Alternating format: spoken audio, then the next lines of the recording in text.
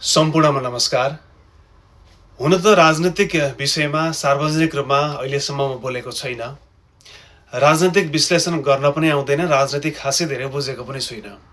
तर पछिल्लो समयमा नेपालमा भइरहेको राजनैतिक घटनाक्रमले जो कोहीलाई पनि राजनीतिका बारेमा उत्सुक बनाएको चाहिँ छ। त्यसै अन्तर्गत म पनि पछिल्लो घटनाक्रमले, नेपाली राजनीतिमा भइरहेको पछिल्लो घटनाक्रमले एकदमै राजनीतिप्रति उत्सुक छु।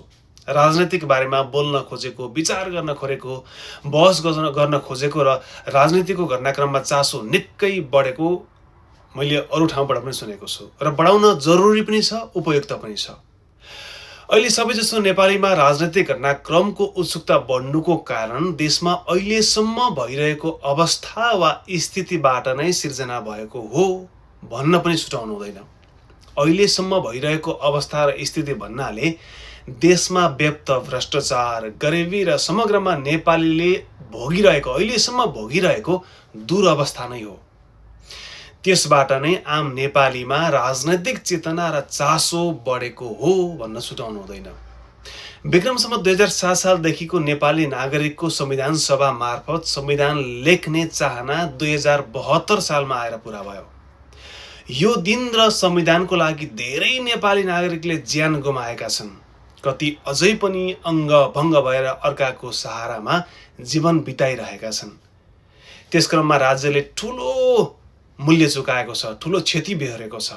हरेक वर्ग, क्षेत्र, लिङ्ग, जात-जातिका नागरिक आफ्ना प्रतिनिधिहरूको सहभागितामा संविधान लेख्ने चाहनामा हाँसी हाँसी ज्यानको आहुति दिएका छन्।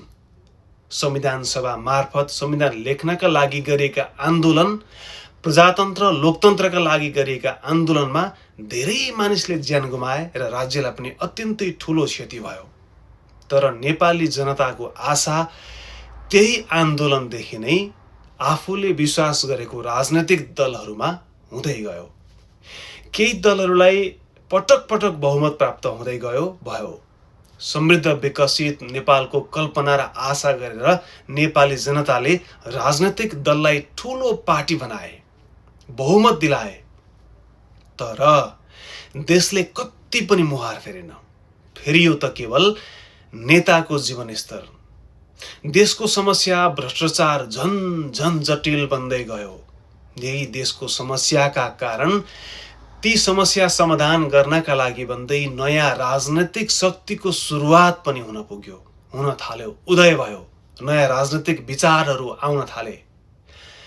भ्रष्टाचारले देशलाई यति तहस नहस बनायो कि जुन नयाँ पुस्ताले सहनै सकेनन् र युवाहरू मिलेर जेनजी आन्दोलन गर्न हुन पुग्यो। त्यही आन्दोलनमा समेत चेत गुमाएका र भ्रष्टाचारमा लिप्त भएका शासकहरूले ताकी कलिलो छातीमा गोली ठोक्यो। त्यहाँबाट सुरु हुन्छ नेपालमा राजनीतिको नयाँ मोड।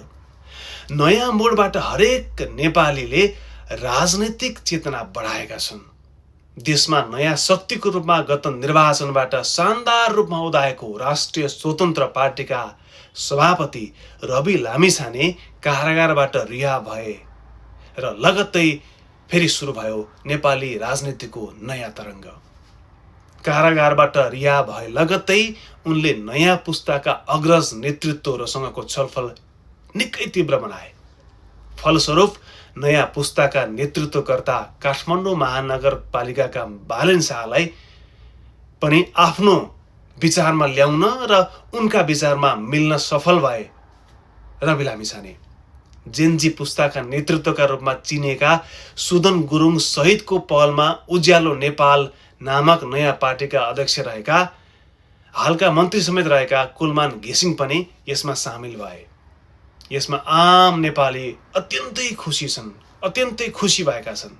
फेरि नेपालमा नयाँ नेपालको, समृद्ध नेपालको कल्पना सहितको गहिरो आशा पलाएको छ। अबको नेपाल रवि लामिछाने, बालेन शाह, कुलमान घिसिङ जस्ता नयाँ नेतृत्वलाई नै सुम्पनु पर्छ भन्दै लगभग नेपालीहरूमा निश्चित जस्तै भएको छ। म पनि एक आम नेपाली भएको कारण यो भिडियो मार्फत आशा व्यक्त गर्न चाहन्छु।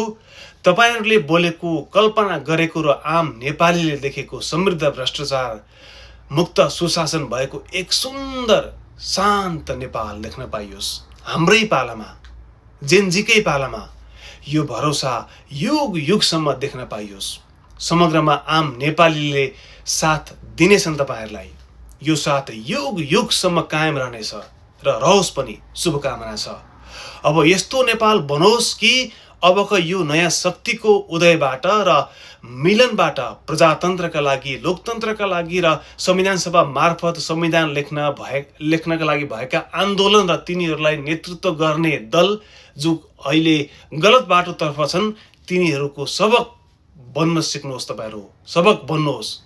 नेता भनेको यस्तो हुनुपर्छ, नेतृत्व भनेको यस्तो हुनुपर्छ भन्ने विश्वविद्यालय बन्नेछ अबको मिलन, अबको नयाँ शक्ति र रवि लामिछाने, बालेन शाह, कुलमान घिसिङ जस्ता नयाँ नेतृत्व अबको नयाँ पुस्ताको, नयाँ नेपालको, समृद्ध नेपालको एउटा उदाहरण बन्नेछ भन्ने मैले आशा व्यक्त गरेको छु र पुराना दलका पनि सबक बन्नेछन्, सबक सिकाउनेछन् उनीहरूलाई भन्ने पनि मैले आशा व्यक्त गरेको छु। र नयाँ जो अहिले नयाँ शक्तिमा आबद्ध हुँदै हुनुहुन्छ, जो नयाँ देश बनाउनको लागि ऊर्जनशील भएर, सृजनशील भएर लागिरहनु भएको छ, उहाँहरू सबैलाई शुभकामना छ। धन्यवाद।